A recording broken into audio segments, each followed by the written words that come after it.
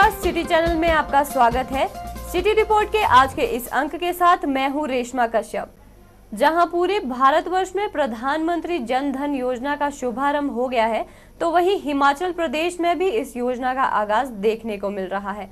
बात करें बिलासपुर की, तो बिलासपुर उपायुक्त अजय शर्मा ने इस योजना का शुभारंभ किया और योजना के लाभों की जानकारी भी दी। प्रधानमंत्री जन धन योजना के तहत जनता को बैंक शाखा की ओर से कई लाभ मिलेंगे, मगर ये सुविधा केवल उन्हीं खाता धारकों को दी जाएगी जिनका अभी तक किसी भी बैंक में कोई खाता नहीं है। बिलासपुर उपायुक्त अजय शर्मा ने इस योजना का शुभारंभ किया और योजना के लाभों की जानकारी भी दी। यूको ग्रामीण स्वरोजगार प्रशिक्षण संस्थान बिलासपुर के निदेशक रविंद्र कुमार शर्मा ने कहा कि प्रधानमंत्री जन धन योजना के तहत जनता को बैंक शाखा की ओर से कई लाभ मिलेंगे। जहां एक और खाता धारक का खाता जीरो बैलेंस में खोला जाएगा, तो वहीं एक घर से 2 लोगों का खाता खोला जाएगा, जिसमें एक खाता महिला का होगा और जिस महिला का खाता सही ढंग से 6 महीने तक चलेगा उसे 5,000 रुपए का ओवरड्राफ्ट भी दिया जाएगा। इसके साथ ही खाता धारक का 1 लाख का बीमा कवर भी होगा, जिसका उन्हें प्रीमियम भी नहीं देना पड़ेगा। ये योजना जो अभी आज प्रधानमंत्री जी ने लॉन्च की है, इसका जो मुख्य पर्पज़ है वो है कि जो लोग बैंकिंग से नहीं जुड़े हैं उनको बैंकिंग से जोड़ना है। ये इसका मेन पर्पज़ है। फ़ायदा इसमें यह है कि इसमें एक घर से कम 2 अकाउंट होंगे, उसमें से एक अकाउंट जो है वो महिला का होगा और आने वाले समय में जब 6 महीने तक उनका अकाउंट चलेगा महिला का, तो उसको 5,000 रुपये का ओवरड्राफ्ट देने का इसमें प्रोविज़न किया गया। इंश्योरेंस जो गरीब आदमी है उनको 5,000 रुपये का जो ओवरड्राफ्ट मिलेगा वो बहुत फ़ायदेमंद होगा। में 5,000 के ओवरड्राफ्ट के अलावा जो भी ये अकाउंट खोलेगा, जो खाता धारक होगा, उसका 1 लाख रुपए का एक्सीडेंटल इंश्योरेंस कवर इसमें अवेलेबल रहेगा। वहीं प्रोजेक्ट के माध्यम से कार्यक्रम में आए सभी लोगों को प्रधानमंत्री नरेंद्र मोदी द्वारा प्रधानमंत्री जन धन योजना के शुभारंभ की लाइव तस्वीरें दिखाई गई और उनके विचार भी सुने। बिलासपुर से सिटी चैनल के लिए विजय भारद्वाज की रिपोर्ट। मनाली के सियोसा गांव में भगवान कार्तिक महाराज का जन्मोत्सव धूमधाम से मनाया जा रहा है। सियोसा गांव के कार्तिक भगवान के मंदिर में कई गांव के देवी देवताओं के रथ अपने कारकुनों और गांव वासियों के साथ इस उत्सव में शामिल हुए। 7 दिनों तक चलने वाले इस धार्मिक कार्यक्रम की अध्यक्षता यज्ञाचार्य कुलपुरोहित प्रेमलाल शास्त्री ने की। मनाली के गांव सियोसा में भगवान कार्तिक महाराज का जन्मोत्सव धूमधाम से आयोजित किया गया। आज सियोसा गांव के कार्तिक भगवान के मंदिर में कई गांव के देवी देवताओं के रथ अपने कारकुनों और गांव वासियों के साथ इस उत्सव में शामिल हुए। इस कार्यक्रम में गायत्री कवच पाठ, गायत्री हृदय स्तोत्र पाठ, गायत्री पंचांग पूजन और प्रतिदिन दोनों समय पुष्पांजलि आरती होगी। हवन में निरंतर धृत धारा का प्रयोग होगा। आज प्रथम दिन देवागमन हुआ जी। कल के बाद 7 विद्वान ब्राह्मणों द्वारा 7 दिन पर्यंत जो है वो गायत्री पुरस्चरण महायज्ञ होगा और 1008 गायत्री नामों द्वारा पुष्पांजलि और फलों का समर्पण किया जाएगा। प्रतिदिन स्तुति स्तोत्र पाठ द्वारा होगा और विधि विधान से यज्ञ पूजा पाठ गणपति मंडलांतर्गत में सभी देवताओं का पूजन विधि विधान से होगा। ये पाठ जो है विश्व शांति के लिए किया जाता है।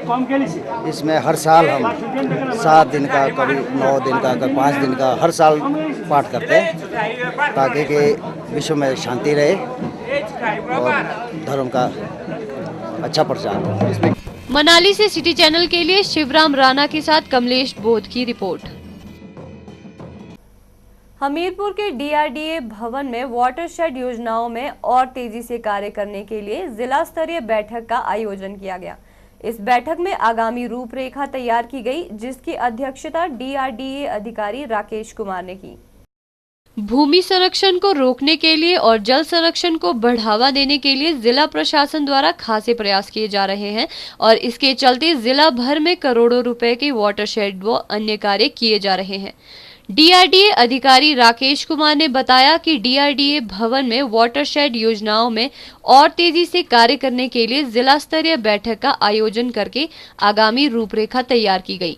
बैठक में वाटरशेड अधिकारियों को जल संरक्षण के लिए कार्य में तेजी लाने के निर्देश दिए गए। हमीरपुर जिला में जल संरक्षण के मद्देनजर ग्राम पंचायतों में ज्यादा से ज्यादा कार्य करने के लिए योजनाएं तैयार की गई और आगामी 20 सितंबर से पहले जिला भर में लंबित पड़े हुए वाटरशेड के कार्यों को करवाने के लिए टारगेट रखा गया। बैठक में चल रही वाटरशेड योजनाओं के लिए आए हुए करोड़ों रुपए के खर्चे का ब्यौरा दिया गया। जलगम परियोजना के ऊपर विस्तार से चर्चा की गई, जिसमें जिला में चलाए जा रहे जलगम परियोजनाएं बमसन के क्षेत्र में, बिजली के क्षेत्र में और नदौन के क्षेत्र में हमारी योजनाएं चली हुई हैं। इनमें जो भी हमारी बमसन की विकासखंड की योजना है उसको डिप्टी डायरेक्टर एग्रीकल्चर के माध्यम से चलाया जा रहा है, जिसमें 1 करोड़ 9 लाख के करीब खर्चा किया जा चुका है। इसी तरह बिजली विकासखंड में लगभग जो हमारी योजना बैच 1 में चली है उसमें 1 करोड़ 96 लाख के करीब खर्चा जो है अब तक किया जा चुका है। विकासखंड नदौन में बैच 2 में हमारे पास चली हुई है योजना, उसमें 1 करोड़ 56 लाख के करीब जो है खर्चा किया जा चुका है। तो इन सारी योजनाओं के क्रियान्वयन में और तेज़ी लाने के लिए आज जो हमारे जलगम सहायक हैं, वाटरशेड डेवलपमेंट टीम के मेंबर हैं, उनके साथ स्ट्रेटेजिक प्लान बनाने के लिए चर्चा की गई, जिससे कि सितंबर 20 तक हम जो हमारे पास अवेलेबिलिटी ऑफ फंड्स हैं उसको हम एग्जॉस्ट कर सकें, खर्च कर सकें, जिससे ग्रामीण क्षेत्रों में इस योजना का फ़ायदा जल्दी से जल्दी पहुंचाया जा सके। गौरतलब है कि जिला हमीरपुर में पानी संरक्षण के लिए ज्यादा से ज्यादा वाटरशेड लगाने के लिए तैयारियां की जा रही है। इसी कारण बैठक में वाटरशेड अधिकारियों को निर्देश दिए गए कि वे अपने क्षेत्र में ज्यादा से ज्यादा वाटरशेड लगवाकर जल संरक्षण में अपना योगदान दें। सिटी चैनल के लिए हमीरपुर से अरविंदर सिंह की रिपोर्ट। हमीरपुर के गौतम पॉलिटेक्निकल संस्थान के एक छात्र द्वारा अपने कमरे में फंदा लगाकर आत्महत्या का मामला सामने आया है। अमित कुमार कांगड़ा जिला के पालमपुर तहसील के तहत आने वाले हबोला का रहने वाला है और इसी साल पॉलिटेक्निकल कॉलेज में दाखिला लिया था। अमित कुमार ने कॉलेज प्रशासन को एक लिखित शिकायत दी थी कि संस्थान के कुछ छात्र उसे तंग कर रहे हैं और वो पिछले 5-6 दिनों से मानसिक तौर पर काफी परेशान चल रहा था। वहीं इस सारे मामले में हमीरपुर पुलिस गहनता से हर पहलू की छानबीन कर रही है। हमीरपुर के गौतम पॉलिटेक्निक संस्थान के एक छात्र ने अपने कमरे में फंदा लगाकर आत्महत्या कर ली। हमीरपुर पुलिस ने शव को कब्जे में लेकर पोस्टमार्टम करवाने के बाद इस मामले की गहनता से छानबीन शुरू कर दी है। गौरतलब है कि 20 वर्षीय अमित कुमार गौतम पॉलिटेक्निक संस्थान में सिविल इंजीनियरिंग का डिप्लोमा कर रहा था और उसने 1 अगस्त को ही इस संस्थान को ज्वाइन किया था। ऐसा कहा जा रहा है कि अमित कुमार पिछले 5-6 दिनों से मानसिक तौर पर काफी परेशान था और अमित कुमार ने कॉलेज प्रशासन को एक लिखित शिकायत भी दी थी कि इसी संस्थान के कुछ छात्र उसे तंग कर रहे हैं, जिस वजह से वे मानसिक रूप से परेशान है। गौरतलब है कि अमित कुमार कांगड़ा जिला के पालमपुर तहसील के तहत आने वाले हम्बोला जगह का रहने वाला है और अमित कुमार ने इसी साल सिविल डेट में पॉलिटेक्निक कॉलेज में दाखिला लिया था। वहीं अमित कुमार संस्थान के नजदीक ही किराए पर कमरा लेकर रहता था। अमित कुमार के चाचा रणवीर सिंह का कहना है कि उनके भतीजे ने जब कॉलेज प्रशासन को लिखित शिकायत में कहा था कि उसे संस्थान की कुछ लड़के तंग कर रहे हैं, तो कॉलेज प्रशासन ने समय रहते इस मामले में हस्तक्षेप क्यों नहीं किया। उन्होंने मांग की है कि इस मामले में दोषी लोगों पर कड़ी कार्यवाही की जाए। इसने पता नहीं खुद किया है कि क्या किया, मगर स्कूल की हिसाब से जो 4 रोज पहले इसने घर को फोन किया था कि मेरे को बच्चे तंग कर रहे हैं, इसने 4 दिन पहले स्कूल में एप्लीकेशन दी है और 4 दिन स्कूल नहीं गया। स्कूल वालों ने उस जो एप्लीकेशन में बच्चों के नाम भी है और मोबाइल नंबर भी लिखे हैं, वो रात को फ़ोन में आते थे और वो तंग करते थे बच्चे। तो आपको क्या लगता है कि इसने ये तो हम स्कूल में जाएंगे और एप्लीकेशन निकालेंगे, प्रिंसिपल से पहले ये पूछेंगे कि आपने घर को इन्फॉर्म क्यों नहीं किया कि और बच्चे के साथ भी हो सकता है। अगर हमारा बच्चा है, कल को हम उन बच्चों को नहीं पूछेंगे तो कल को ये बच्चा किसी और के साथ भी कर सकते हैं। अभी आपकी प्रशासन और कॉलेज से क्या मांग है, क्या चाह रहे हैं? क्या हम कॉलेज से ही चाह रहे हैं कि इन बच्चों से पूछें और तहकीकात पूरी करें और पुलिस से भी हमने ये प्रशासन किया है कि कल पुलिस लेके जाएंगे और पूरा प्रशासन मतलब ये करेंगे। वहीं अमित कुमार के रूममेट अमन का कहना है कि अमित पिछले कुछ दिनों से परेशान चल रहा था और बहुत कम बातचीत करता था। अमन ने बताया कि वे पिछले 3 दिन से अपने घर छुट्टियों पर गया हुआ था। सर ये क्या बोलते, थोड़े दिन से डिप्रेस रह रहा था, कॉलेज की तरफ से इसको कुछ फ़ोन वगैरह आए थे, उसके बाद ये डिप्रेस लगा रहा है। उसके बाद क्या बोलते बात बूत नहीं करता था ढंग से, पता नहीं मैं घर चला गया तो उसके बाद इसमें पीछे जा सके। वहीं इस सारे मामले में हमीरपुर पुलिस गहनता से हर पहलू की छानबीन कर रही है कि अमित ने किन कारणों से आत्महत्या की है। हमीरपुर के एएसपी शमशेर सिंह ने कहा कि जो लिखित शिकायत अमित कुमार ने कॉलेज प्रशासन को दी है, उस एंगल पर भी पुलिस छानबीन कर रही है। जो कि पॉलिटेक्निकल की सिविल इंजीनियरिंग कर रहा है और गौतम कॉलेज में पढ़ता है, उसने हैंगिंग की है, दरवाज़ा अंदर से बंद है और कार्रवाई की जाए। इस पर जो हमने पुलिस को मौके पे भेजा, वहाँ पर जांच की गई और बॉडीज़ को उतारा गया और आज उनका पोस्टमार्टम करवाया गया। अभी प्रथम दृष्टया से ये केस हैंगिंग का लग रहा है, बट ये भी बात सामने आई है कि इस विद्यार्थी ने आज से 4-5 दिन पहले गौतम कॉलेज में एक एप्लीकेशन दी थी कि कुछ स्टूडेंट्स जो है उसे कॉलेज में ना आने की धमकी दे रहे हैं और टेलीफोन कर रहे हैं और उसे दबाव बना रहे हैं। तो अब ये देखना है कि उस एप्लीकेशन की कितनी सार्थकता है, क्या वो एप्लीकेशन दी थी और प्रशासन ने, कॉलेज प्रशासन ने रादर उसमें क्या कार्रवाई की है। ये सारे पहलुओं को देखते ही इस पे जो है कार्रवाई अमल में लाई जाएगी। सिटी चैनल के लिए हमीरपुर से अरविंदर सिंह की रिपोर्ट। हिमाचल प्रदेश की खराब वित्तीय स्थिति को लेकर राजनीति अब गरमाने लगी है। प्रदेश की वित्तीय स्थिति की माली हालत का जिम्मेदार आखिर कौन है, इसको लेकर बीजेपी और कांग्रेस में जुबानी जंग शुरू हो गई है। वहीं बात करें हिमाचल कांग्रेस के महासचिव रामलाल ठाकुर की, तो पत्रकार वार्ता के दौरान उन्होंने प्रदेश के खराब वित्तीय स्थिति का जिम्मेदार पूरे बीजेपी सरकार को ठहराया है। साथ ही उन्होंने पूर्व मुख्यमंत्री प्रेम कुमार धूमल पर भी कई आरोप लगाए हैं। इन दिनों हिमाचल प्रदेश की वित्तीय स्थिति काफी खराब चल रही है। एक और भाजपा नेता इस खराब स्थिति का जिम्मेदार प्रदेश की कांग्रेस सरकार और मुख्यमंत्री वीरभद्र सिंह को मान रहे हैं, तो वहीं अब कांग्रेसी नेता भी पलटवार करने से पीछे नहीं है। कांग्रेस के महासचिव रामलाल ठाकुर ने पत्रकार वार्ता के दौरान भाजपा सरकार और प्रेम कुमार धूमल पर प्रदेश की खराब वित्तीय स्थिति का आरोप लगाया। उन्होंने कहा कि 12वें वित्त आयोग में राजस्व घाटा अनुदान 10,202 करोड़ रुपए दिया गया, जबकि 13वें वित्त आयोग में 7,888 करोड़ रुपए का राजस्व घाटा अनुदान दिया गया, जिससे पता चलता है कि भाजपा सरकार अपने शासनकाल में आयोग के सामने अपना पक्ष रखने में नाकाम सिद्ध हुई।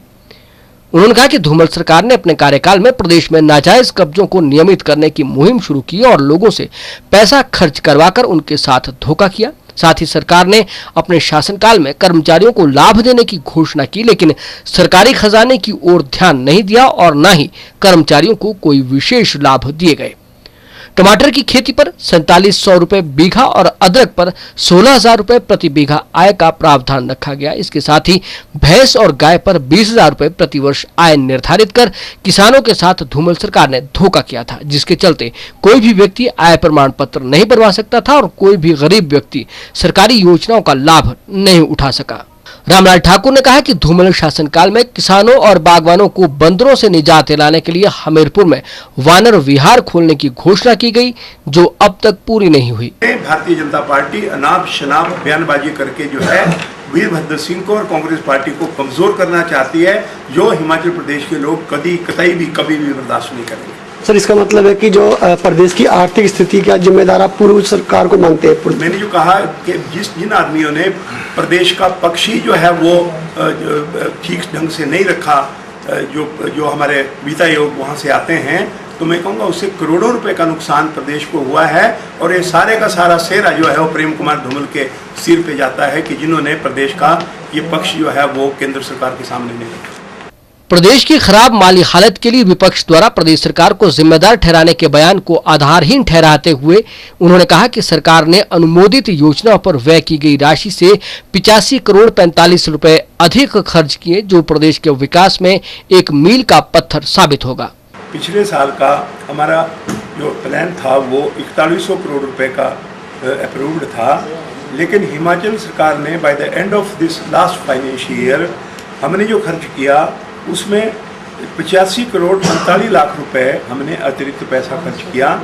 ये मैं कहूँगा कि ये कहना कि हिमाचल प्रदेश में सही ढंग से काम नहीं हो रहा है, हम तो प्लान को भी एक्सीड करें और हमने 85 करोड़ 45 लाख रुपए जो है वो एक्स्ट्रा खर्च किया है। जो कांग्रेस की और मुख्यमंत्री की जो कार्य पद्धति है उसके बारे में जो है वो मैं कहूँगा एक मील का पत्थर हिमाचल प्रदेश की राजनीति में होगा। रामलाल ठाकुर ने कहा कि वित्त आयोग के सामने प्रदेश का पक्ष सही तरीके से भाजपा सरकार ने नहीं रखा, जिसके चलते करोड़ों का नुकसान प्रदेश को हुआ है। इसके लिए पूर्व मुख्यमंत्री प्रेम कुमार धूमल पूरी तरह से जिम्मेवार हैं।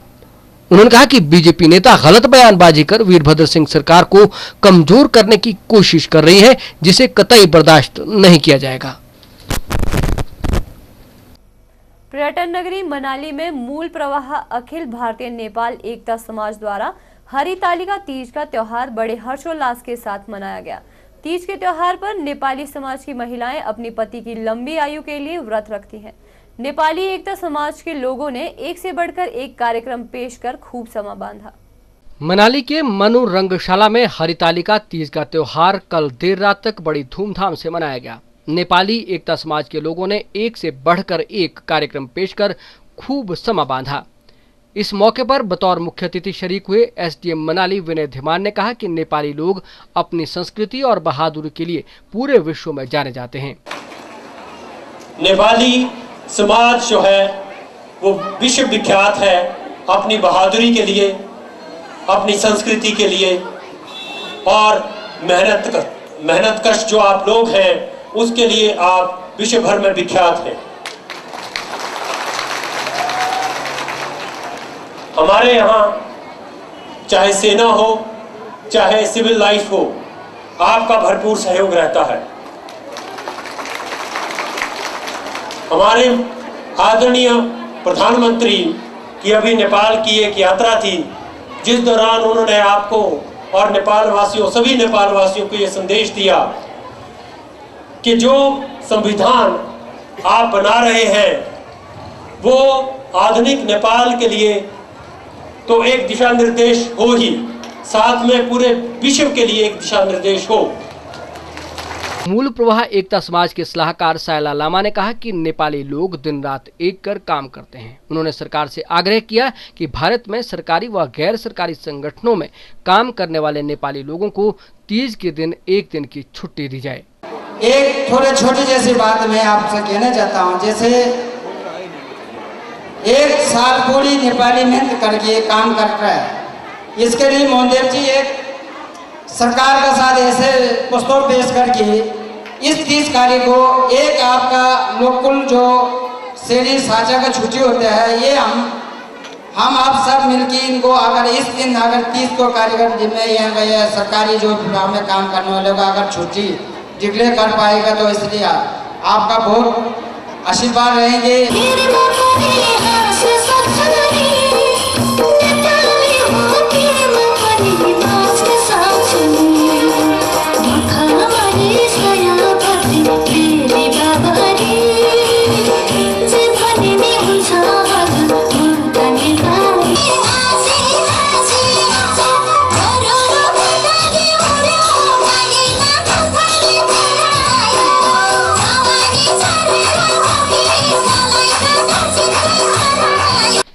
सिटी चैनल के लिए मनाली से शिवराम राणा की रिपोर्ट। राष्ट्रीय खेल दिवस के उपलक्ष्य पर पूरे देश में हॉकी के जादूगर मेजर ध्यानचंद को याद किया जाता है। इसके मद्देनजर हमीरपुर में भी कार्यक्रम का आयोजन किया गया। कार्यक्रम में जिला हमीरपुर के विभिन्न खेलों में उत्कृष्ट प्रदर्शन करने वाले प्रतिभावान युवाओं को सम्मानित भी किया गया। राष्ट्रीय खेल दिवस के उपलक्ष्य पर पूरे देश में हॉकी के जादूगर मेजर ध्यानचंद को याद किया गया। हमीरपुर में प्रदेश खिलाड़ी संघ के संयोजक व भाजयुमो के खेल प्रकोष्ठ के संयुक्त तत्वावधान में मेजर ध्यानचंद के जन्म दिवस पर जहां उन्हें याद कर श्रद्धांजलि दी गई, वहीं इस मौके पर युवाओं को उनके पद चिन्ह पर चलने की प्रेरणा दी गई। कार्यक्रम में भाजयुमो के राष्ट्रीय सदस्य नरेंद्र अत्री व राष्ट्रीय स्तर पर पदक विजेता विशेष रूप से मौजूद रहे। इस अवसर पर जिला हमीरपुर के उन खिलाड़ियों को सम्मानित किया गया जिन्होंने राष्ट्र स्तरीय खेलों में जिला का नाम रोशन प्रदर्शन किया है। वहीं इस मौके पर सम्मानित खिलाड़ियों द्वारा इस तरह के समारोह का स्वागत किया गया। उनका कहना है कि खिलाड़ियों की प्रतिभा को निखारने के लिए ऐसा समारोह होने आवश्यक है, जिससे कि खिलाड़ियों का मनोबल और ऊंचा होता है। तरह के सम्मान समारोह होने चाहिए, क्योंकि इससे खिलाड़ियों को बढ़ावा मिलेगा। खिलाड़ी जैसे खेल के मैदान में खेलते हैं, अगर उनको सम्मान ना दिया जाए तो आधे खिलाड़ी खेल की बात मतलब खेलते नहीं है। फिर मतलब ऐसे अगर सम्मान दिया जाए तो आधे खिलाड़ी मतलब ऐसे सम्मानित होने के नज़रिए से खेलना शुरू कर देते हैं कि नहीं, हमें सम्मान मिलेगा, सम्मानित होंगे तो हम खेलेंगे और आगे अपने देश और प्रदेश का नाम रोशन करेंगे। इस मौके पर नरेंद्र अत्री ने कहा कि आज युवाओं को मेजर ध्यानचंद जैसे महापुरुषों के जीवन से प्रेरणा लेने की आवश्यकता है, जिन्होंने अपने खेल के दम पर भारतीय श्रेष्ठता का लोहा पूरे विश्व में मनवाया। साथियों, राष्ट्रीय खेल दिवस आज है, पर कहीं ना कहीं मन में वेदना भी रहती है कि बहुत सारे हमारे ऐसे भी साथी समाज में मौजूद हैं जिन्हें ये मालूम नहीं कि आज राष्ट्रीय खेल दिवस है। और उन लोगों को मालूम हो राष्ट्रीय खेल दिवस क्या है, राष्ट्रीय खेल क्या है। इन्हीं कार्यों को मद्देनजर रखते हुए इस तरह के कार्यक्रम हम प्रत्येक वर्ष अपने खिलाड़ी साथियों के साथ मिलकर, बाजुओं की खेल समिति के साथ मिलकर मनाते हैं। उद्देश्य है अधिक से अधिक नौजवानों को राष्ट्रीय खेल का पता चले, राष्ट्र का पता चले, राष्ट्रीय सम्मान का पता चले। मेजर ध्यानचंद एक साधारण परिवार में पैदा होकर अपनी खेल प्रतिभा के दम पर उन्होंने भारतीयता का लोहा पूरे विश्व में मनवाया। उन्होंने बताया कि किस तरह भारतीय श्रेष्ठ है। सिटी चैनल के लिए हमीरपुर से अरविंदर सिंह की रिपोर्ट। भारत के प्रधानमंत्री नरेंद्र मोदी द्वारा 15 अगस्त को ऐतिहासिक लाल किला से घोषित जन धन योजना का शुभारंभ धर्मशाला के जिला परिषद हॉल में कांगड़ा चंबा के सांसद एवं खाद्य आपूर्ति समिति के अध्यक्ष शांता कुमार ने अपने कर कमलों द्वारा लगभग 10 खाता धारकों को किट देकर किया। जिला कांगड़ा में 30,000 खाता धारकों ने विभिन्न बैंकों में अपने खाते खुलवाए। प्रधानमंत्री नरेंद्र मोदी द्वारा घोषित जन धन योजना का शुभारंभ जिला कांगड़ा के जिला परिषद हॉल में कांगड़ा चंबा के सांसद एवं खाद्य आपूर्ति समिति के अध्यक्ष शांता कुमार ने किया। उन्होंने कहा कि देश के प्रधानमंत्री द्वारा चलाई गई ये योजना जिन लोगों के बैंक में खाते नहीं हैं, उनके लिए मील का पत्थर साबित होगी। उन्होंने अपने संबोधन में कहा कि कांगड़ा जिला इस योजना में देश में पहले ही सबसे आगे है और उनकी पूरी उम्मीद है कि बैंक कर्मचारी बचे हुए 6% लोगों को अपने साथ बहुत जल्द जोड़ लेंगे। देश के लगभग 7.5 करोड़ परिवार जिनका किसी बैंक में कोई खाता नहीं है, उन अति गरीब परिवारों को बैंकों से जोड़ने का आज का कार्यक्रम बड़ा महत्व है। आज ही अखबार में पढ़ रहा था, इस दृष्टि से कांगड़ा जिला बहुत आगे है। धर्मशाला से सिटी चैनल के लिए मृत्युंजय पुरी की रिपोर्ट। सोलन के ठोडो ग्राउंड में हिम फ्रेंड्स क्लब द्वारा ग्रीष्मोत्सव का आयोजन किया जा रहा है। ग्रीष्मोत्सव की 7वीं संध्या में 3 साल से लेकर 10 साल तक के छोटे बच्चों द्वारा रैंप पर कैट वॉक किया गया। कार्यक्रम के 7वें दिन सामाजिक न्याय एवं अधिकारिता मंत्री कर्नल धनीराम शांडिल ने बतौर मुख्य अतिथि शिरकत की। सोलन के ठोडो ग्राउंड में चल रहे ग्रीष्मोत्सव के 7वें दिन के कार्यक्रम में सामाजिक न्याय एवं अधिकारिता मंत्री कर्नल धनीराम शांडिल ने बतौर मुख्य अतिथि शिरकत की। इस दौरान क्षेत्र के 3 साल से लेकर 10 साल तक के छोटे बच्चों द्वारा रैंप पर कैटवॉक प्रस्तुत किया गया। इस मौके पर क्षेत्र की बालाओं ने एक से बढ़कर एक हिंदी डांस प्रस्तुत कर उपस्थित लोगों को नाचने पर मजबूर कर दिया। कार्यक्रम के दौरान हिंदी गायिका हिमांशी तनवर ने एक से बढ़कर एक हिंदी गाने पेश कर खूब समा बांधा। हिंदी गायक मुकुल ने भी हिंदी गाने गाकर उपस्थित लोगों का खूब मनोरंजन किया।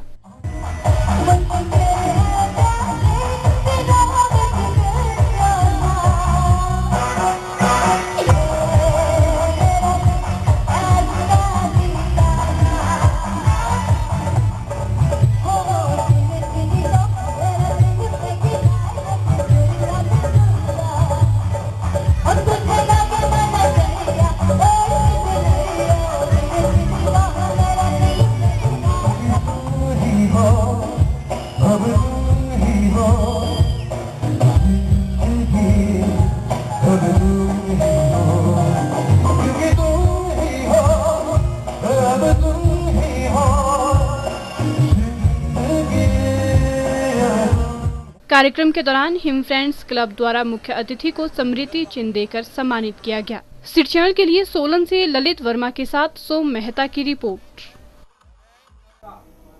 हिमाचल प्रदेश सरकार महिलाओं की सुरक्षा को लेकर बड़े बड़े दावे कर रही है, लेकिन धर्मशाला में इन वादों की पोल खुलती नजर आ रही है। धर्मशाला से करीब 10 किलोमीटर की दूरी पर स्थित खनियारा रीजनल सेंटर की छात्राओं के साथ मंचलों द्वारा लगातार छेड़छाड़ और अश्लील हरकतें की जा रही है, लेकिन अभी तक जिला पुलिस प्रशासन इस मामले में कोई भी कार्यवाही नहीं कर पाया है। रीजनल सेंटर धर्मशाला स्थित खनियारा की करीब 400 से अधिक छात्राओं ने धर्मशाला जिला पुलिस अधीक्षक कार्यालय के बाहर धरना प्रदर्शन किया और पुलिस प्रशासन के खिलाफ नारेबाजी भी की। धर्मशाला के खनियारा स्थित रीजनल सेंटर की छात्राओं के साथ लगातार छेड़छाड़ व अश्लील हरकतें की जा रही है, लेकिन अभी तक जिला पुलिस प्रशासन ने इस मामले में कोई कार्यवाही नहीं की है। इसके विरोध में रीजनल सेंटर खनियारा की करीब 400 से अधिक छात्राओं ने धर्मशाला जिला पुलिस अधीक्षक कार्यालय के बाहर धरना प्रदर्शन किया और पुलिस के खिलाफ जमकर नारेबाजी की। इसके उपरांत छात्राएं डीएसपी हितेश लखनपाल से मिली और अपनी समस्या से उन्हें अवगत करवाया। इस दौरान छात्राओं ने कहा कि वे एक दिन पहले सदर पुलिस थाना धर्मशाला में भी शिकायत दर्ज करवाने गई थी, लेकिन सदर थाना में उनकी शिकायत दर्ज नहीं की गई, जिसके चलते सभी छात्राओं ने मिलकर जिला पुलिस प्रशासन के पास अपनी शिकायत की है। रीजनल सेंटर की छात्रा शिवानी अत्री का कहना है कि जब से रीजनल सेंटर को धर्मशाला से खनियारा शिफ्ट किया गया है, तभी से लगातार छात्राओं से कुछ मंचलों द्वारा छेड़छाड़ की जा रही है, लेकिन अब हालात बहुत बिगड़ चुके हैं, जिस पर कोई भी कार्यवाही पुलिस प्रशासन द्वारा नहीं की जा रही है। में आ रहा है कि रीजनल सेंटर की छात्राओं के साथ 6 महीने से छेड़छाड़ हो रही है। तो वैसे भी हम लोगों ने पहले डायरेक्टर सर को बोला था, उन्होंने भी हमारी बात नहीं सुनी। फिर कल हम पुलिस स्टेशन गए तो उन्होंने भी हमारी ना कोई FIR लिखी ना कुछ लिखा, तब हमें ये करना पड़ा कि हमें यहाँ आना पड़ा। तो भी एसपी साहब ने हमें आश्वासन दिया है कि लगातार यहाँ पे पुलिस रहेगी। डीएसपी हितेश लखनपाल का कहना है कि इस संबंध में उन्हें पहले कोई जानकारी नहीं थी। उन्होंने कहा कि उन्हें जानकारी मिलते ही मामला दर्ज कर लिया गया है और अब लगातार पुलिस कॉलेज के बाहर व निकटवर्ती स्थानों में सादे कपड़ों में गश्त लगाती रहेगी और मंचलों पर नजर रखी जाएगी। FIR दे दी गई है, साथ ही साथ उस इलाके में पुलिस की गश्त भी बढ़ाई जाएगी। रेगुलर और बीच बीच में इंटरवल में चेकिंग की जाएगी। जितने भी वहाँ पे कोई मिसकरेट न्यूसेस करने वाले लोग हैं, उनके खिलाफ सख्त कार्रवाई की जाएगी। सिटी चैनल के लिए धर्मशाला से मृत्युंजय पुरी की रिपोर्ट। शिमला के लोरेटो कॉन्वेंट स्कूल तारा हॉल द्वारा शुक्रवार को कैथू के नजदीक गोल पहाड़ी पर पौधारोपण किया गया। इस दौरान स्कूली छात्राओं और अध्यापकों ने विभिन्न प्रजाति के सैकड़ों पौधे रोपित किए। पौधारोपण का उद्देश्य छात्राओं को पर्यावरण के प्रति जागरूक करना था। शिमला के लोरेटो कॉन्वेंट स्कूल तारा हॉल द्वारा कैथू के नजदीक गोल पहाड़ी में पौधारोपण किया गया। पौधारोपण कार्यक्रम में स्कूल की लगभग 600 छात्राओं ने भाग लिया और विभिन्न प्रजातियों के पौधे लगाकर पर्यावरण संरक्षण में अपना योगदान दिया। स्कूल की अध्यापिका सरला कांत ने जानकारी देते हुए बताया कि वन विभाग द्वारा चलाए जा रहे इस कार्यक्रम द्वारा बच्चों को पर्यावरण संरक्षण के प्रति जागरूक किया जा रहा है। बच्चों ने इस कार्यक्रम में उत्साहित होकर भाग लिया और विभिन्न प्रजातियों के पौधे रोपे। जिस तरह से आज पर्यावरण दूषित हो रहा है और जिस तरह से आज हमारे जो बच्चे हैं, ये फ्यूचर जनरेशन, फ्यूचर जो ये यूथ है, ये कस्टोडियंस हैं हमारे प्लैनेट अर्थ के, तो इनको बहुत जागरूक होने की ज़रूरत है कि हमें पर्यावरण बचाना है। और जो आज हम पौधे लगा रहे हैं वो इनके टाइम तक और आगे इनके बच्चों तक वो हमें फल दे सकते हैं और हमें उस चीज़ का मतलब जो हमारा है पर्यावरण, तब तक के लिए हम उसे संभाल सकते हैं और उसे सुरक्षित रख सकते हैं। ये जो कार्यक्रम है, ये हम सब आज यहाँ आए बड़े उत्साहित होकर, और बच्चे भी खूब खुश हैं क्योंकि ये एक हमारा छोटा सा एक कंट्रीब्यूशन या योगदान है इस अपने पर्यावरण के प्रति। वन विभाग के DFO रमन शर्मा ने जानकारी देते हुए बताया कि इस कार्यक्रम में शिमला शहर के विद्यार्थियों ने बढ़ चढ़कर भाग लिया। शिमला शहर के करीब 61 स्कूलों के लगभग 15,000 विद्यार्थियों ने पौधे लगाए। इस कार्यक्रम का उद्देश्य ही यही था कि हर बच्चे द्वारा एक पौधा लगाया जाए। एक्चुअली 27 तारीख से शिमला फॉरेस्ट डिवीजन अर्बन में जो एरिया पड़ता है, उसमें 27 तारीख से पौधारोपण का कार्यक्रम स्कूली बच्चों द्वारा शुरू करवा दिया गया है। HP state legal services authority के तत्वाधान में डिपार्टमेंट ऑफ फॉरेस्ट और department of education with the collaboration of district administration as well as HRTC सब लोगों ने मिलकर इसमें पूरा सहयोग दिया है। तो इसमें शिमला शहर के ऑलमोस्ट 7024 बच्चे और 845 बच्चे जो शिमला शहर के शिमला के इर्द गिर्द पौधे लगाएंगे। 7024 बच्चे जो शिमला शहर के स्कूलों के हैं वो शहर के भीतर पौधे लगा रहे हैं। तो ऑलमोस्ट 61 स्कूलों के 15,000 के करीब बच्चों ने एक एक पौधा जो है ये रोपित किया है, जो कि इस प्रोग्राम का ध्येय भी था कि हर बच्चे को एक पौधे के साथ अटैचमेंट हो। उसके लिए उसकी एक इस तरीके से प्रोग्राम बनाया जाए कि वो एक पौधे को लगाए और अगले साल भी आए और दोबारा देखे कि पौधा किस स्थिति में है। शिमला से सिटी चैनल के लिए राजेंद्र काली के साथ रेशमा कश्यप की रिपोर्ट। अब प्रदेश के सरकारी स्कूलों के विद्यार्थी पढ़ाई के साथ साथ वित्तीय सेवाओं, बचत और निवेश के विभिन्न पहलू को समझ पाएंगे। प्रदेश सरकार ने नेशनल स्टॉक एक्सचेंज के साथ मिलकर उच्च पाठशालाओं के विद्यार्थियों के लिए वित्तीय साक्षरता पाठ्यक्रम की शुरुआत की है। इसी को लेकर शिमला के पोर्टमोर स्कूल में विभिन्न स्कूलों के अध्यापकों और प्रधानाचार्यों की 2 दिवसीय कार्यशाला आयोजित की जा रही है, जिसका उद्घाटन प्रदेश शिक्षा विभाग के प्रधान सचिव अली रजा रिजवी ने किया। शुरुआती दौर में ये पाठ्यक्रम प्रदेश के शिमला और सोलन के 100 स्कूलों में शुरू किया जाएगा। प्रदेश सरकार नेशनल स्टॉक एक्सचेंज के सहयोग से राज्य के सरकारी स्कूलों में 9वीं और 10वीं कक्षा के बच्चों के लिए वित्तीय साक्षरता पाठ्यक्रम को शुरू कर रही है। इसके लिए शिमला के वरिष्ठ माध्यमिक पाठशाला पोर्टमोर में विभिन्न स्कूलों के अध्यापकों और प्रधानाचार्यों के लिए 2 दिवसीय कार्यशाला आयोजित की जा रही है। शिक्षा विभाग के प्रधान सचिव अली रजा रिजवी ने इस कार्यशाला का उद्घाटन किया। इस मौके पर उच्च शिक्षा निदेशक शशि भूषण शेखरी और नेशनल स्टॉक एक्सचेंज की वरिष्ठ उपाध्यक्ष राणा उस्मान भी मौजूद रही। कार्यशाला का शुभारंभ करने के बाद पत्रकारों से बात करते हुए प्रधान सचिव शिक्षा अली रजा रिजवी ने कहा कि हिमाचल प्रदेश उत्तर भारत का पहला राज्य है जहां वित्तीय साक्षरता पाठ्यक्रम शुरू किया जा रहा है। उन्होंने कहा कि पायलट आधार पर ये पाठ्यक्रम शिमला और सोलन के 100 स्कूलों में शुरू किया जाएगा और यदि इसके अच्छे परिणाम आते हैं तो प्रदेश के सभी स्कूलों में इसे शुरू किया जाएगा। उन्होंने कहा कि इस पाठ्यक्रम के शुरू होने से बच्चों का चहुमुखी विकास होगा और उन्हें नौकरी के भी अधिक अवसर मिल पाएंगे। देखिए, फाइनेंशियल लिटरेसी के 2 ही लक्ष्य हैं। एक तो जनरल लाइफ स्किल बच्चों का बढ़ाना, जैसे IT एजुकेशन प्रमोट किया जा रहा है, वैसे ही फाइनेंशियल लिटरेसी भी स्कूलों में प्रमोट करने का ध्येय है।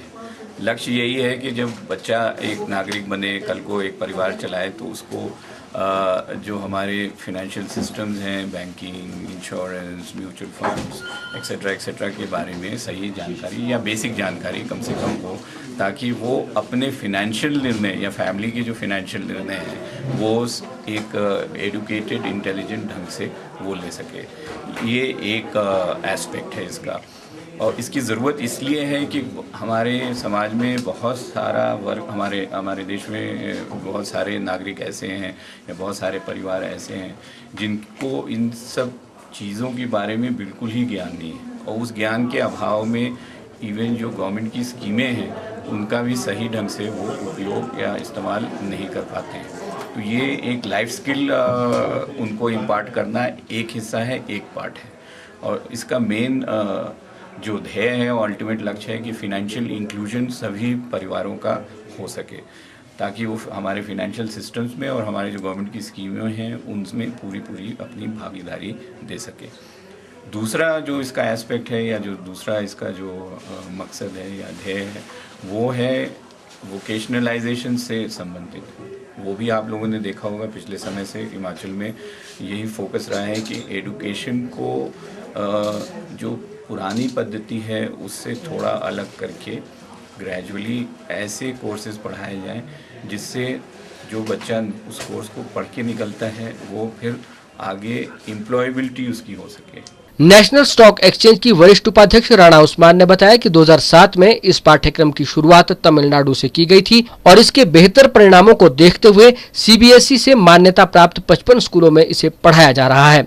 उन्होंने कहा कि इसके लिए NSC की ओर से अध्यापकों को प्रशिक्षित किया जाता है ताकि वे बच्चों को ये पाठ्यक्रम अच्छे तरीके से पढ़ा सके।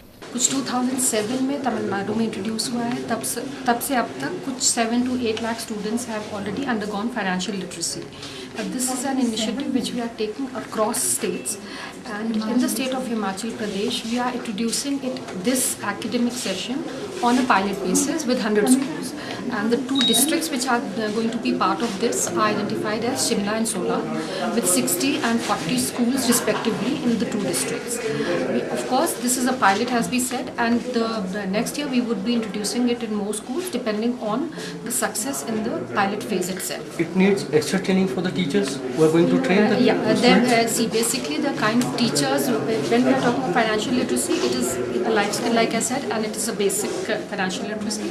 So the existing teachers who are teaching commerce, economics, maths and the sciences can be have rather been identified for undergoing a training for this particular purpose, for which we are having a workshop over today and tomorrow.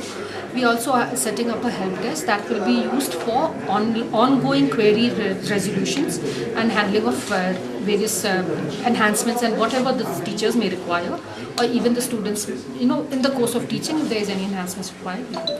वित्तीय साक्षरता पाठ्यक्रम को शुरू कर वित्तीय समावेशन की जानकारी देने के लिए प्रदेश सरकार की ये एक अच्छी पहल हो सकती है, लेकिन सरकार को इसके लिए अधोसंरचना और स्कूलों में शिक्षकों की कमी को दूर करना होगा, और तभी प्रदेश के बच्चों को इसका सही फायदा हो पाएगा। सिटी चैनल के लिए शिमला से राजेंद्र काली के साथ राकेश शर्मा की रिपोर्ट। फीस वृद्धि और छात्र संघ चुनावों में रोक लगाने से छात्र संगठन उग्र हो गए हैं। इस मामले में एसएफआई के प्रदेशाध्यक्ष सुरेश सरवाल ने कहा कि प्रदेश सरकार और विश्वविद्यालय प्रशासन लगातार छात्र विरोधी निर्णय लेकर छात्रों के हितों के साथ खिलवाड़ कर रहा है। उन्होंने कहा कि यदि उनकी मांगों को नहीं माना गया तो एसएफआई आने वाले समय में अपने आंदोलन को उग्र करेगी और कक्षाओं का बहिष्कार किया जाएगा। नुक्कड़ नाटकों और रैलियों के माध्यम से आम छात्रों को लामबंद किया जाएगा। उन्होंने कहा कि एसएफआई चक्का जाम से भी गुरेज नहीं करेगी। एसएफआई का मानना है कि जो हिमाचल प्रदेश के अंदर इलेक्शन बैन और फी हाइक हुए, ये प्रदेश सरकार के इशारों के अंदर हुए, यूनिवर्सिटी प्रशासन के इशारों के अंदर हुए हैं। हमने 27 अगस्त को पहलकदमी करते हुए तीनों छात्र संगठनों से भी ये मांग की थी कि वो भी एक बैनर तले आएँ और इस जो छात्रों का मुख्य मुद्दे हैं, चाहे वो उनके लोकतांत्रिक अधिकार है या फीस वृद्धि है, उसको लेकर हम एक कंबाइंड एक्शंस के अंदर जाएंगे और आने वाले समय के अंदर उसको लेकर फाइट आउट करेंगे। मगर उसके बावजूद भी जो है तीनों संगठनों ने जो है मीटिंग की, मगर एबीपी और एनएसयू ने उससे जो है अपना पल्लू झाड़ लिया है। पर फिर भी एसएफआई का मानना है कि अगर आने वाले समय के अंदर वो लोग भी हमारे साथ आएंगे तो हम इस आंदोलन को जो है और आगे लेके जाने की कोशिश करेंगे। शिमला से सिटी चैनल के लिए राजेंद्र काली के साथ रेशमा कश्यप की रिपोर्ट। शिमला जिले के सुन्नी क्षेत्र में रहने वाली सोनिका पराशर ने मशहूर फिल्मी हस्तियों शिल्पा शेट्टी, अनुपम खेर, विवेक ओबरॉय और मल्लिका शेरावत के साथ राष्ट्रीय गान के वीडियो में जगह बनाई है। इस वीडियो को फिल्म मेकर राजीव वालिया ने निर्देशित किया है। शिमला के गेटी थिएटर में 31 अगस्त को ये वीडियो रिलीज किया जाएगा। इस अवसर पर वीडियो के निर्माता अमित शाह भी शामिल होंगे। विश्वेश इंटरप्राइजेज कंपनी की प्रवक्ता मोनिका ने शिमला में पत्रकार वार्ता के दौरान कहा कि राजीव वालिया ने 70 से अधिक प्रसिद्ध हस्तियों को अपने राष्ट्रीय एंथम जन गण मन में लिया है और ये एक रिकॉर्ड है। इसमें बॉलीवुड, टीवी, स्पोर्ट्स, पुलिस, शिल्पकार और क्रिकेट जगत के लोगों को शामिल किया गया है। मोनिका ने बताया कि इस वीडियो को Guinness book of world records के लिए नामित किया गया है और 15 अगस्त को रिलीज हुआ ये वीडियो 150 देशों में चलाया जाएगा। उन्होंने कहा कि शिमला की गेटी थिएटर में 31 अगस्त को ये वीडियो लॉन्च किया जाएगा और इस मौके पर वीडियो के निर्माता अमित शाह, निर्देशक राजीव वालिया और कलाकार सोनिका पराशर भी कार्यक्रम में शिरकत करेंगी। उन्होंने कहा कि शिमला की सोनिका को राष्ट्रगान वीडियो में सम्मिलित किया गया है, जो कि हम सब के लिए गर्व की बात है। इसलिए वीडियो को शिमला में प्रमोट किया जा रहा है। ऐसा नेशनल एंथम वर्ल्ड में अभी तक तो नहीं बना है और बिगेस्ट नेशनल एंथम हम इसलिए भी कह सकते हैं क्योंकि इसमें 70+ सेलिब्रिटीज़ हैं जो डिफरेंट फील्ड्स के हैं, लाइक स्पोर्ट्स है, क्रिकेटर है, बॉलीवुड है, ये डिफरेंट फील्ड्स के इसमें लोग हैं। एंड अनदर थिंग इज़ कि ये जो नेशनल एंथम वीडियो है ये Guinness book of world record के लिए भी नॉमिनेट हुआ है, तो ये इसीलिए एक स्पेशल थिंग है आई थिंक ये नेशनल एंथम के बारे में। एंड शिमला में हम लोग इसको लॉन्च कर रहे हैं 31 of August. That is in Sunday 3 to 6 in Getty theatre. तो शिमला में एक लॉन्च करने की वजह हम ये भी कह सकते हैं, हमारे शिमला की एक लड़की 70 सेलिब्रिटीज़ के साथ इसमें पार्टिसिपेट कर रही है। So it's a very big thing for us actually, and this national anthem is showing actually unity of us. हमारी यूनिटी को ये शो करता है, तो ये भी एक बात है। सिटी चैनल के लिए शिमला से राजेंद्र काली के साथ राकेश शर्मा की रिपोर्ट। मुख्यमंत्री वीरभद्र सिंह ने कहा कि खेल व्यक्तिगत निर्माण तथा युवाओं में अनुशासन एवं उत्तरदायित्व की भावना का विकास करने में महत्वपूर्ण भूमिका निभाते हैं। मुख्यमंत्री शिमला ग्रामीण विधानसभा क्षेत्र में शोघी स्थित राजकीय वरिष्ठ माध्यमिक पाठशाला में अंडर 19 जोनल विद्यालय प्रतियोगिता के समापन अवसर पर संबोधित कर रहे थे।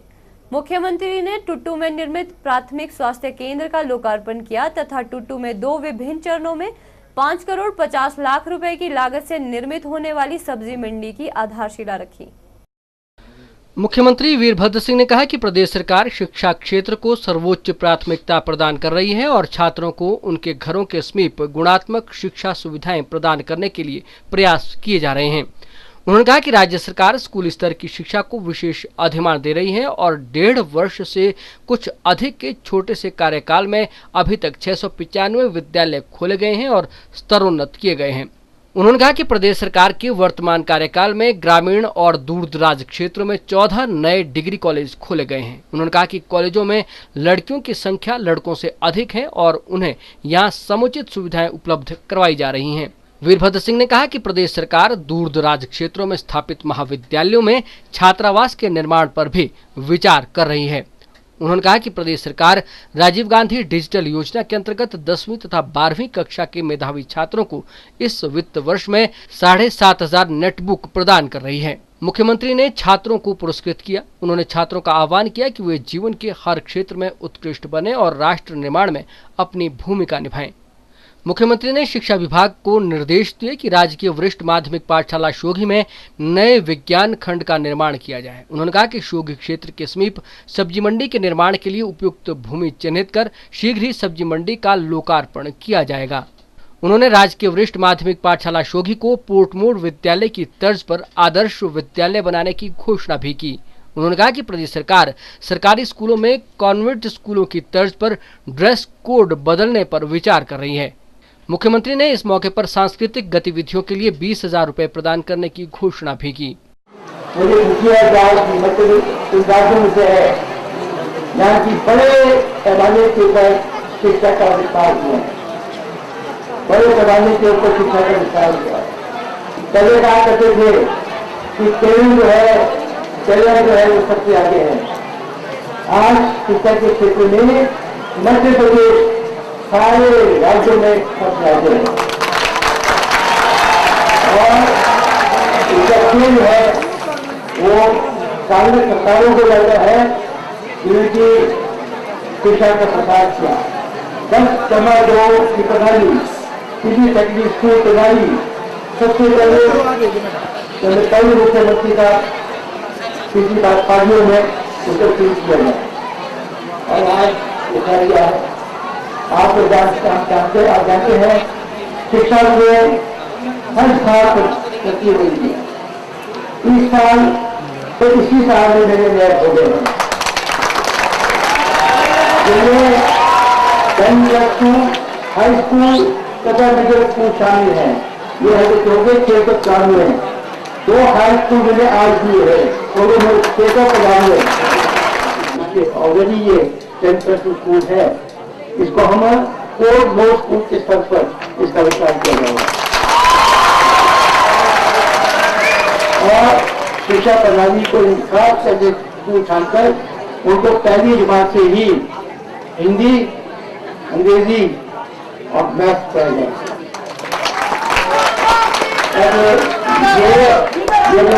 तथा कथित पब्लिक स्कूल खुले हैं, वो बिजनेस के लिए खुले स्कूल है।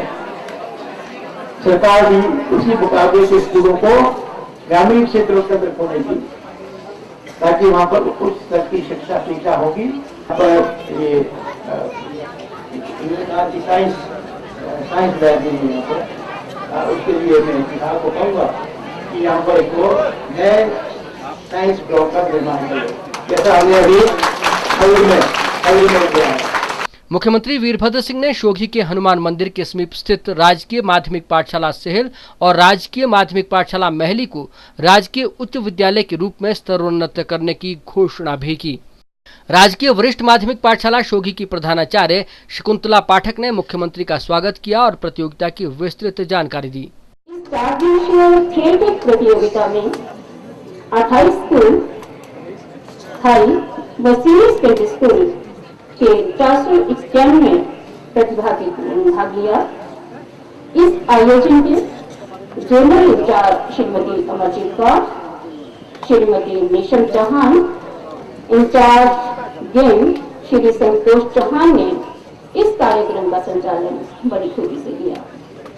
महोदय, इस स्कूल का सौभाग्य रहा जिसे मेजबानी करने का अवसर मिला और उससे भी अधिक हम सभी शोघी वासी गदगद हैं कि आज हमारे मुख्य अतिथि के रूप में हमारे माननीय मुख्यमंत्री हमें आशीर्वाद देने स्वरूप यहाँ पहुंचे हैं। जोनल विद्यालय प्रतियोगिता में 28 विद्यालयों के 500 छात्रों ने हिस्सा लिया। मुख्यमंत्री ने टूटू में निर्मित प्राथमिक स्वास्थ्य केंद्र का लोकार्पण किया और टूटू में 2 विभिन्न चरणों में 5 करोड़ 50 लाख रुपए की लागत से निर्मित होने वाली सब्जी मंडी की आधारशिला रखी। उन्होंने 20,15,000 रुपए से निर्मित आयुर्वेदिक औषधालय भवन का लोकार्पण किया और शोघी की ग्राम पंचायत जलेल में 20,67,000 रुपए की लागत से निर्मित होने वाले अम्बेडकर भवन का शिलान्यास भी किया। मुख्यमंत्री वीरभद्र सिंह ने शोघी के आनंदपुर में विज्ञान अध्ययन केंद्र की आधारशिला भी रखी। इस तारामंडल से हमारे सौर मंडल की पूर्ण जानकारी की सुविधा मिलेगी। इस तारामंडल के निर्माण पर 11 करोड़ रुपए खर्च किए जाएंगे। इस परियोजना के तहत प्रस्तावित रिमोट सेंसिंग केंद्र के माध्यम से ग्लेशियरों की प्रकृति, बाढ़, नदी इत्यादि के अध्ययन में सहायता मिलेगी। मुख्यमंत्री ने चौरी की घाटी से चिराऊ के लिए सड़क का लोकार्पण कर इस मार्ग पर झंडी दिखाकर बस को रवाना किया। इस मौके पर कृषि व ऊर्जा मंत्री सुजान सिंह पठानिया, हिमाचल प्रदेश राज्य कृषि विपणन बोर्ड के अध्यक्ष सुभाष मंगलेट, प्रदेश औद्योगिक विकास निगम के उपाध्यक्ष अतुल शर्मा, खंड विकास समिति मशोबरा के अध्यक्ष ईश्वर रोहाल, शिमला ग्रामीण खंड कांग्रेस समिति के अध्यक्ष व खंड कांग्रेस समिति के महासचिव चंद्रशेखर शर्मा, जिला उपायुक्त दिनेश मल्होत्रा, पुलिस अधीक्षक DW नेगी और राज्य सरकार के अन्य वरिष्ठ अधिकारी और समीप की ग्राम पंचायतों के प्रधान व क्षेत्र के अन्य गणमान्य लोग मौजूद थे। सिटी चैनल के लिए शिमला से विक्रम कुमार के साथ राकेश शर्मा की रिपोर्ट। सिटी रिपोर्ट के आज के इस अंक में बस इतना ही। प्रदेश भर की जानकारी के लिए देखते रहिए सिटी चैनल। नमस्कार।